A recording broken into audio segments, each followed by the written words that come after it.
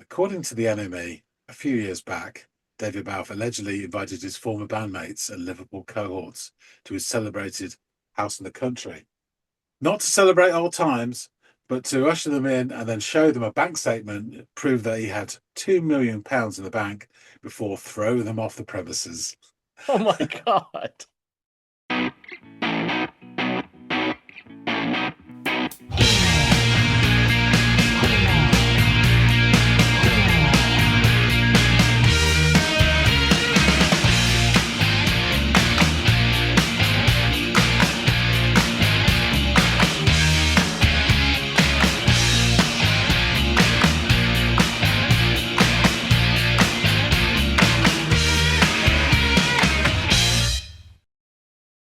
Hey, everybody out there. Welcome back to another episode of the Audiophiles. It's Andy and John, as it always is here, and my man. And we are going to get into some music today. John's going to offer up something for me to go off and listen to, and then we're going to chop it up afterward. John, what have you got in store for us today, buddy? Oh, the band is The Teardrop Explodes. Oh, you recently made a subtle allusion to them in our Manchester Orchestra video because they had an album called Cope. The song we were listening to is off of it, and you saw Cope, and you were like, "That's my favorite member of the Teardrop Explodes." So some Julian Cope, excellent. All right, Yes, so I mean, you've listened to Julian Cope on Into the Music, but we yeah, haven't really done anything with him on this channel. So this will be yeah, interesting. we're So due. the track is Sleeping Gas. Sleeping Gas. Okay, interesting. Well, hopefully this song doesn't have the same effect on me, and it's a fun, jaunty little listen. Let me go off, give it a spin, and I will come back and let you and everyone out there in the audience know what I think.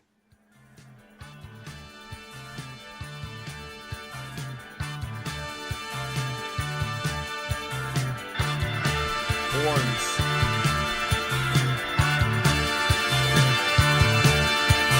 Sometimes I wonder if you're really living. Oh, what is this feeling you think that you're giving? But you can sit down, erect and dismayed, wondering what are all the plans that you laid.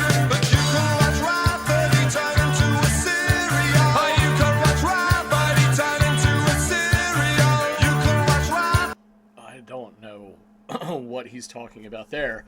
But what's interesting is it sounds like two vocal tracks because like the lines in some of these stanzas, pretty early days here, but some of the lines are like bleeding right into the next, and I can't imagine being able to do that in one take. But the voice also sounds, to my ears, at least to this point, exactly the same. So I'm wondering if this is just like how he laid these down. If they're two different, if it's his voice twice but laid in two different tracks and then kind of laid over top of each other to get this very quick baton passing kind of, overlay where you catch the end of one line as the next begins and there's like this little faint overlapping period. Otherwise, I don't know how the hell they pull that off. But it sounds like this Julian Cope sounds like that same voice throughout, at least to this point, anyway. But yeah, let's chug on. But great introduction. The horns are wonderful. The keys are great. There's this slightly funk influenced guitar pattern that's being played. It sounds like, but I'm digging what I'm hearing. Turn into a serial. Oh, just like a cartoon by AAP. Oh, it's just like a cartoon by AAP. Oh, yeah.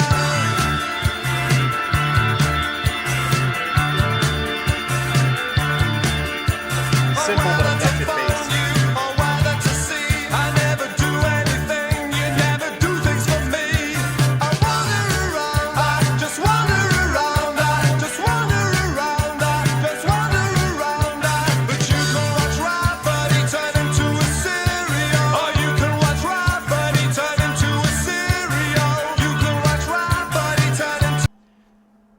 Who's Rafferty, and why are they turning into a cereal? Without a noun behind it that cereal modifies or contributes to. Are we talking about like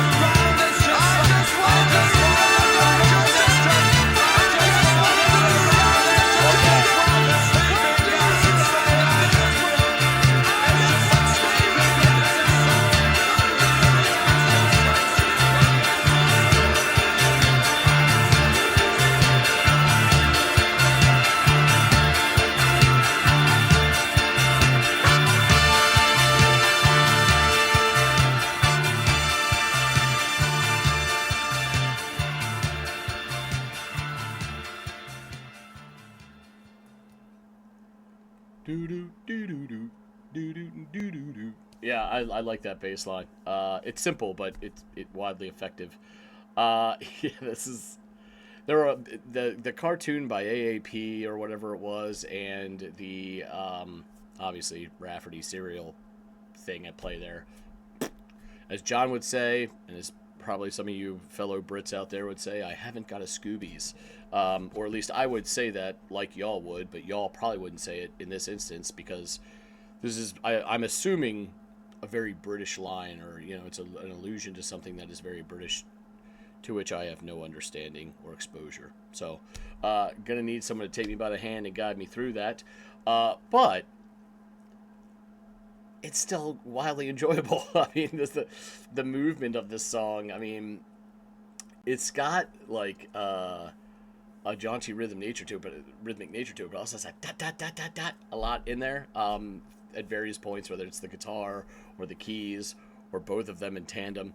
I really, really enjoy that very much. So you don't have to understand every single lyric that's going on here to appreciate music. If the only way you could enjoy music is through the lyricism, then we'd all be screwed when it comes to instrumentals. And for a long time, that's kind of what music was before, we started getting full blown. I mean, the whole classical genre would be a wash if all you got was pleasure from lyricism. But I do like to piece a narrative together to the music, but it's not necessary. Although I will hope John can spell that out for me a bit, or at least fill in some gaps. Nonetheless, horns are fabulous in this. I love the dynamics at play between a lot of the instruments throughout it. It's got just that. I'm a sucker for that stabby staccato stuff. It just kind of scratches an itch that I have. So, yeah, I really thought this was a lot of fun, and I'm interested to hear more. Now, I can't remember. Maybe John will explain this further for me. I know we've done Cope's solo stuff, but I don't know if we've ever done his stuff with the Teardrop Explodes, which is a really cool band name. But yeah, I liked this a great deal. So I look forward to learning a bit more. Let's get back to John and chop it up. All right, about that saddle though. So he's back. You've listened to Sleeping Gas by The Teardrop Explodes. What do you think of it? Well, it starts with this music that emerges with one of those rare fade in beginnings, and from the distance I can already hear horns, like with these like sustained horn notes over top of some upbeat drumming and some bright semi-funk influenced guitar strumming. The song comes to fruition, and it has all of the movement that its build-up had foreshadowed. Cope kicks off the first verse, and it's interesting here because the way the lines scan, it sounds like there are two singers as the lines sort of bleed into each other, which is often achieved by this back and forth between two singers approach. But here it sounds like the same voice throughout. So I found that curious and interesting, and then started to wonder like how he recorded the vocal tracks for this, because obviously it has to be more than one, I think, to achieve this, to create that overlap kind of aesthetic. But even as the song progresses, you can hear the voices directly overlap, and yet again, they sound so similar that I assume Cope just laid down two different tracks. He sings of this you, he observes, and he wonders if they are really living and what it is they are feeling as they sit wrecked and dismayed, lamenting that nothing came of the plans they had made. He then sings a portion about turning someone into a cereal, and then something about a cartoon. And I didn't catch much here, but from what I did catch, You won't get it. You yeah, won't I get knew it. I would. And then, believe me, as it progressed, and I started to catch more words. I'm like, it's only becoming more confusing with more the more information I get. So, I wasn't able to really piece anything together here. However, the next stanza of lyrics, it seems to me he describes a relationship of one sort or another, kind of, dying on the vine, it would seem, as he sings, "Oh, whether to phone you or whether to see you, I never do anything. You never do things for me." Okay, so I'm now confident that what he is singing during this refrain, but I'm picking up more on it, but I am completely oblivious as to what it means when he repeats, "You can watch Rafferty turn into a cereal." Now I'm thinking cereal usually precedes some sort of noun, a cereal this or a cereal that, meaning they do it often. Or it could just mean he's like, you're calling someone a fucking box of Cheerios. So I'm just kind of lost as to what is going on there. But yeah, you're gonna have to help me square this circle. At the 139 marker, the guitar just starts chopping away at the notes, and it takes the song up another notch for me as the piano mimics this fevered staccato attack on the notation. but then the bass has this bounce beneath all of this. I'm not saying it doesn't kind of go between two, but it has more, it feels more fluid in the way that it's going between the notation and less rigid. So I like how it curbs that rigidity of the piano and the guitar and gives it, I don't know, like I mentioned a moment ago, this a bit of fluidity beneath that. So I really, really love this part a lot. The dynamics on display here are great, and as I listen to it, it reminds me more and more of Psycho Killer by the Talking Heads. It has a little bit of that to the guitar strumming, I think, is probably what it is. But yeah, definitely took me to Psycho Killer. So this musical bit gives way to another stanza outlining the deterioration of this relationship. Lines like "You don't call me" and "You're never alone." Uh, he then repeats that he just wanders around, and from there returns to that refrain about witnessing Rafferty's descent into serialness. Uh, Cope's delivery maintains this insistent nature as he now begins barking lyrics that contain the titular line for the first time here as we're into the latter days of the song. Uh, it's just like sleeping gas. Now it's so ethereal. He then repeats, I just wander around several more times, and during which there is this lovely descending gallop on the horns at one point, and I really, really loved that. I wish they would have like revisited that again, or that it had made more appearances because it was quite fun to hear. And then the keys are like sort of chopping away at this point, adding to this culminating fevered escalation in the music, which is accented by more pops as the horn as the song, forgive me, works its way to an apex before quickly fading to completion. So as you often say when the shoe's on the other foot here, I have an Scoobies of what this track is about. But I will say I thoroughly enjoyed the energy that the Teardrop Explodes brought to the table with it. You'd be hard pressed not to get caught up in the energy and the movement of this track. So, for that reason alone, I enjoyed the listening experience. But please, John, tell me more. Just a quick question. If you substituted the word serial for series, that make more sense? Do you call a set of television programs linked together a serial or a series? We certainly don't call it a serial, but we'll call it a series. Yeah, Sure. yeah. So that's the term in Britain. If you're a television program with reoccurring theme, be a serial. Okay. Something Okay. Well, in that that- case, it kind of makes sense as it relates to the serial that I'm familiar with, which is like serial killer or serial, yeah. this idea of recidivism, you just keep doing it over and over again. Okay, cool. Anyway, we'll get into it.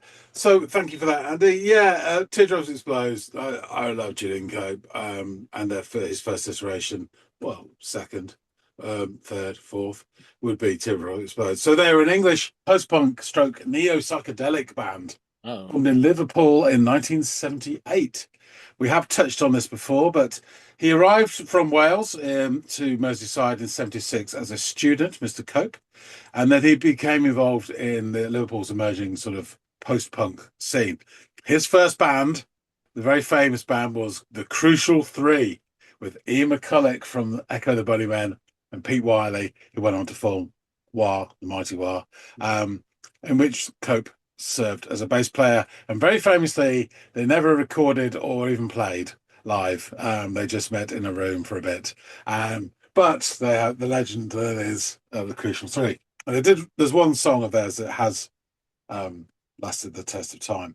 So Cope and we get all this interspersing goes throughout the career of Cope before and during Teardrop Explodes. So Cope, after the Crucial Three, he briefly teams up with Wiley and forms the Nova Mob, along with the future Banshees drummer Budgie.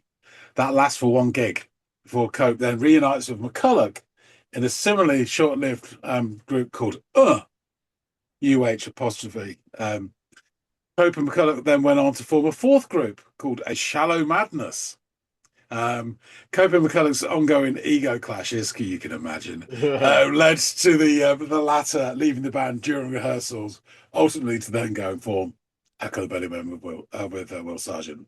So Cope, meanwhile, befriended Liverpool scenester Gary Rocky Dwyer, and he suggested to Mr. Dwyer a new band called The Teardrop Explodes, which was taken from a caption of a panel in the Marvel comic strip Daredevil, issue number 77. Hell Very yeah. cool.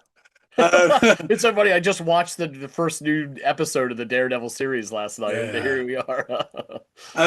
Dwyer's initial response was a laconic, "That's a weird one you've got there, Jules." Dwyer did, however, take the idea seriously enough to learn how to play drums in order to take it further. So Cope took on the role of singer and bassist, and the Teardrop Explodes proved a more hardy gigging proposition than all its predecessors. Soon established itself as a live act. They then were signed to the up-and-coming Liverpool indie label Zoo Records, run by former Dalek I Love You and Big in Japan bass player Dave Balfe and future KLF man Bill Drummond, of Notorious. Anyway, we won't get into that. So another act on the label was Echo the Bunnymen, who maintained a love-hate relationship and continued rivalry with Teardrops throughout their existence. Nothing like a good frenemy, isn't there? So the Teardrop Explodes released their first ever single, Sleeping Gas, which you just heard, in February 1979. So this is right at the start. Yeah. And it's a great sound for a very first single. One of the members of the band was called was starting to rival Cope on stage, a guy called Simpson. So by mutual agreement, the two decided the group wasn't big enough for the both of them, and Simpson left the band in the spring. He then went on to form the Wild Swans and then link up with Ian Brody to form Care. His initial replacement was a guy called Jed Quinn. Stay with me in this, who then played on the Teardrop's subsequent British tour. However, co-manager David Balfe had also been lobbying for a full Teardrop's membership, and by July 79, he had successfully ousted Quinn and took his place as a keyboard player. In the summer of 1980, Teardrop Explodes began recording their debut album in Monmouthshire in the studios there. The sessions were interrupted by touring requirements, so they did like about 3 or 4 different sessions going in there, and also by, you never guess it, internal dissension. This peaked when Cope and Balfe opted to fire Mick Finkler as guitarist. So on the album, you've got some of the tracks are done by one guitarist and some are done by another guitarist. Cope subsequently claimed that, in quotes, Mick, to me, had got really complacent. There was no fire in what he wanted to do. Mick just wasn't bothered about pushing it at all. I thought, what's more important, the friendship or the band? And when it came down to it, I realised the band was more important. So I think the sacking earned the band a fair amount of ire from the closely linked and competitive Liverpool scene, and from Ian McCulloch in particular, as well as establishing Cope's reputation as something of a tyrant. We've had that before in other bands as well.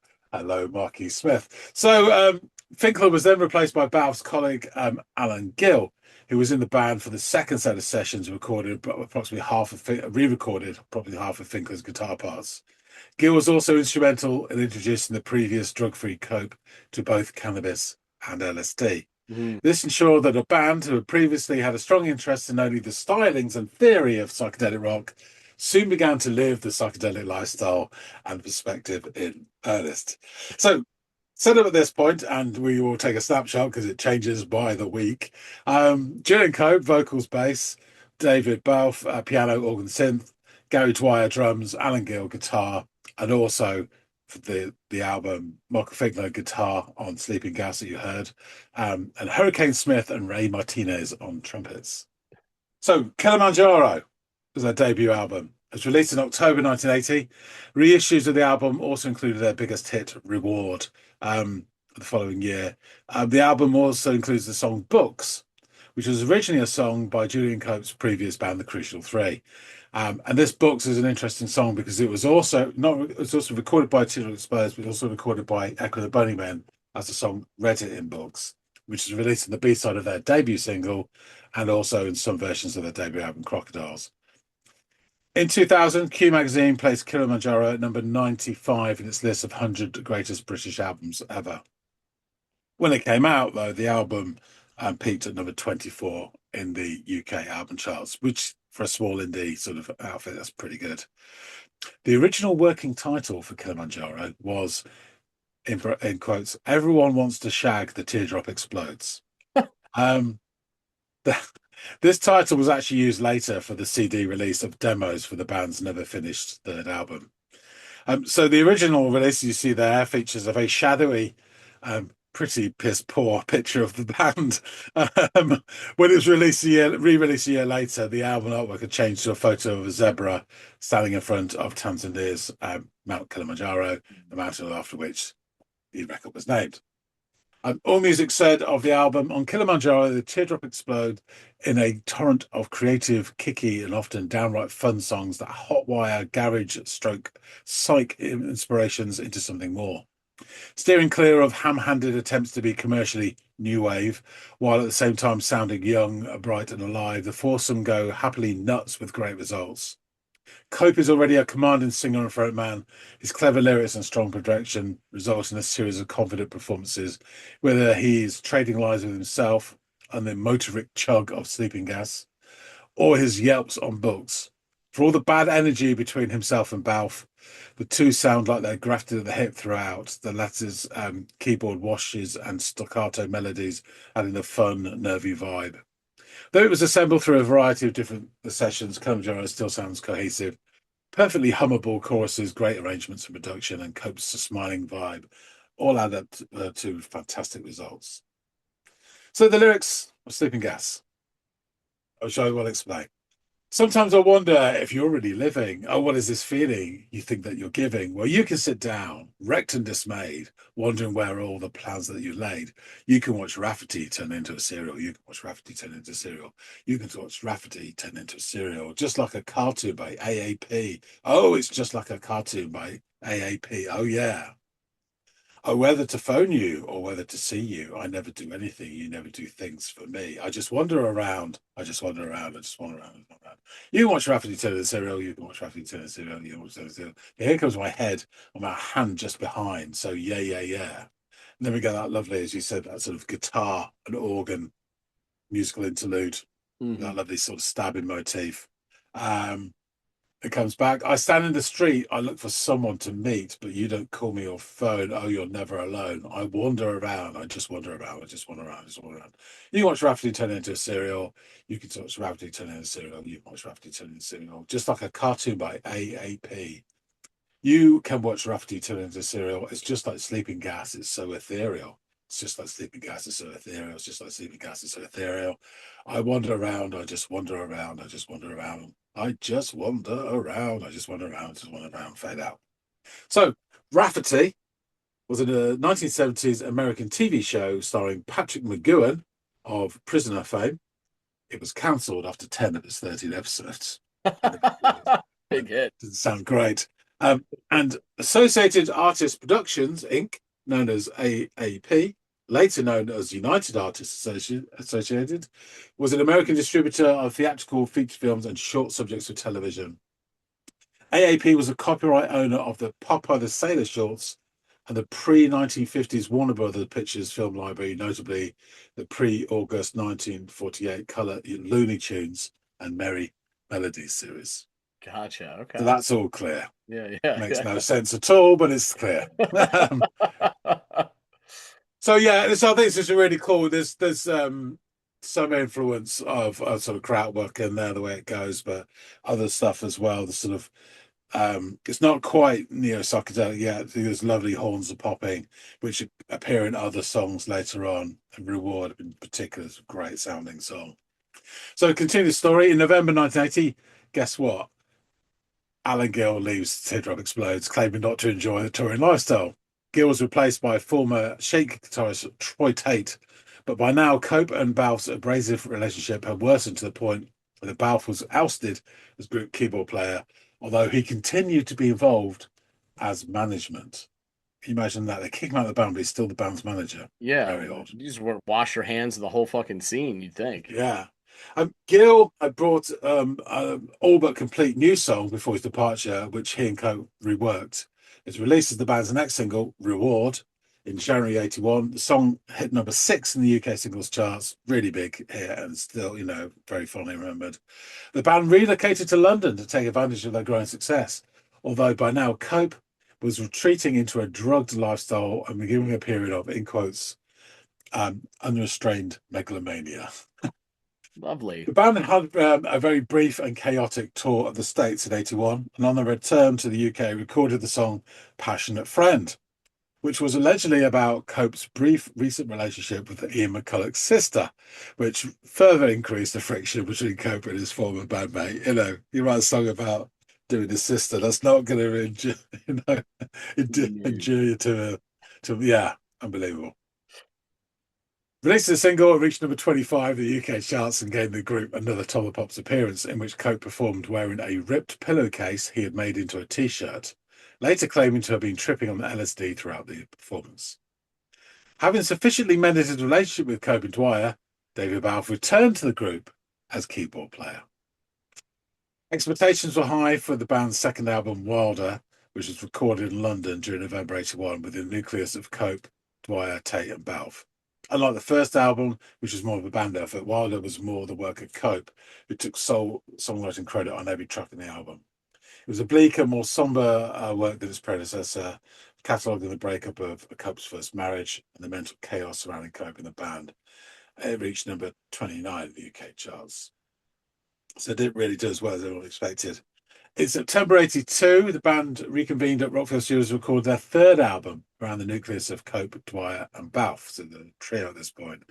Creative tensions were high, surprise, surprise, as Cope wanted to write ballads and quirky pop songs, while Balfe was more interested in writing synth-based music. Balfe took over the sessions and locked Cope and Dwyer out of the studios for much of the time. Cope and Dwyer worked off their frustration by playing risky, stoned, cross-country games with speeding jeeps. The situation culminated in a notorious event in which an irate Dwyer traced Balfe across the Monmouthshire hillside with a loaded shotgun. Jesus. Hating Balfe's instrumentals, Cope walked out of the sessions with only part of the singing done and the album incomplete. To Cope's disgust, the band were already committed to a UK tour, playing as a guitar-less three-piece, with the instruments covered by mainly synthesizer and backing tapes. Cope found the tour, in quotes, disastrous and demeaning. He performed most of it in a self-destructive sulk, raging at his audience, and quit the group immediately afterwards. Following the band's dissolution, Cope began his career as a solo artist, writer, and cultural commentator, which continues to this day. And we talked about this before with his massive work on various things, Kraftwerk being one of them, but also sort of like the Druid movement and all sorts of stuff. Really interesting guy. Gary Dwyer played drums on Cope's 1984 debut solo album, World Shut Your Mouth. And he also drummed for the Colourfield in 86 and Balcony Dogs in the late 80s, but subsequently left music for a variety of jobs, including forklift driver. What? David Balfe moved into artist management and subsequently set up Food Records, acting as a mentor to bands such as Blur. He quit the music business in 1999. According to the NME, a few years back, David Balfe allegedly invited his former bandmates and Liverpool cohorts to his celebrated house in the country. Not to celebrate old times, but to usher them in and then show them a bank statement that proved that he had £2 million in the bank before throwing them off the premises. Oh my God. Like the great love affairs, the greatest hatreds last forever. Yeah, so that gives you an insight into the players involved here. It's crazy. Do you know what I'm thinking about is it's weird that I didn't think I was going to end up here in my mind, and you could be like you've gone a bridge too far in your thinking here, Andy. But there, I'm no student of UK history, but I do have a weakness for all of the courts and the years and the things that transpired during the Plantagenet reign and their dynasty, and of all of the royal court usurping and backstabbing and all of it is the closest thing outside of that in British culture that I can correlate to that is how the machinations of some of these bands and how they deal with each other and their Yeah. rivals within them or in other bands. I think of Marky Smith. I'm thinking of everything you just said throughout this entire episode. That's where it still exists. This little bit of that is still alive in British culture, and it seems to be in the back and forth between band members and these rivalries. I think there was this. I think there was that in the '60s, but perhaps it wasn't reported as much, or it doesn't seem to be as much sort of venom and vitriol involved because they Yeah. were like cross pollinating all those of the time. But particularly the post punk movement, you get all sorts of stuff, and you get people who don't, Robert Smith, sorry, the Yeah. Cure and the Banshees, and all sorts of stuff going on where it doesn't seem to be a problem, but there are plenty where it is. And, But even still, you're right about like where Robert Smith didn't have beef with the band that he came from in order to create the band that he's known for. But yeah. his biggest rivalry at the time, I've heard stories about him and Morrissey not really being fond of each other, and that there being a rivalry between those bands. So it even if you I can't mean, find it, cut and paste. yeah, you'll find, Robert yeah, Smith for yeah, anyone else. exactly. So if it's not with your former band, it's with your biggest rivalry at the time. There's room to find this angst. If it's not within one band, it's within a band to another band, and it's interesting to watch. I mean, I'm not saying it doesn't exist over here, but I think because it's so more close knit over there and you don't have a large geographic swath of land to You'll bump it's into each other. yeah, Yeah, exactly, and if it's you're in the unavoidable. particularly based in the same city, the cities are much smaller, and so Liverpool, you bump into each other. Yeah, Definitely. yeah, Yeah, it's, that'd be it's just something. interesting. I find it, It you is. know It's really at funny. times humorous, at times informative, relevant to timelines and what bands even are born of these things and songs are born of these things. So it's all cool and interesting. I'm not judging, it's just an observation. That is. It's hilarious. Sometimes they are like little children. They really Yeah. are. And I have a soft spot for the complete idiots. Yep. Um, Thankfully they don't go off and do dangerous things like run the country or anything. Right, But right. as fronting a band or a solo artist, I absolutely adore Julian Cope. If he was in charge of our National Health Service or whatever, I'd be, having kittens. But they found the correct role for themselves, I think, here. So that's Yeah. great. Yeah. But yeah, brilliant. I will. We've got to get some more Julian Cope on the channel. So I might get another Teardrop Explodes. There's some really interesting stuff they've done. Really fascinating. Yeah, please And bring the them on. solo stuff is just amazing as well. So yeah.